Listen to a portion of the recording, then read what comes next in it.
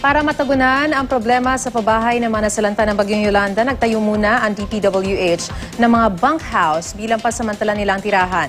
Sa Miss World 2013, Megan Young naman personal na binisita ang mga biktima ng bagyo. Balitang hatid ni Victoria Tulad.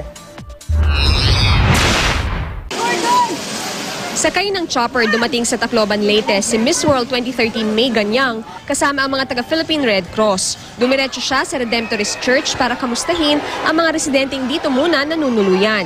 Sa pagharap niya sa mga biktima ng Bagyong Yolanda, binigyan ni Megan ng lakas ng loob ang mga residente. Lalaban pa rin po tayo. Magtutulungan po tayo para makabangon po ulit tayo dito. Okay po ba yun? Masaya naman ang mga Taclobano na masilayan si Megan.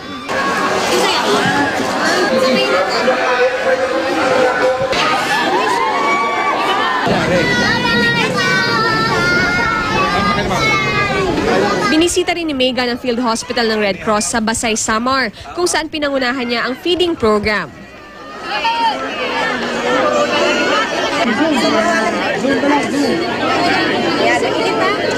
Bilang bahagi naman ng rehabilitasyon sa Tacloban, nagtatayo na ng bunkhouse sa Barangay Abukay na pansamantalang tirahan ng mga nasalanta.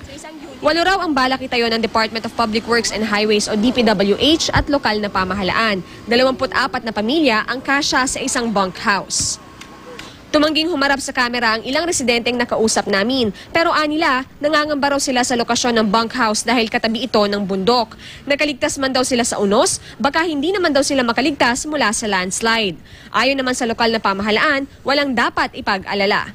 Dito sa Abukay, dinouble check na po yan at triple check na po yan. Talagang by history, never pa ho nagsi-landslide doon.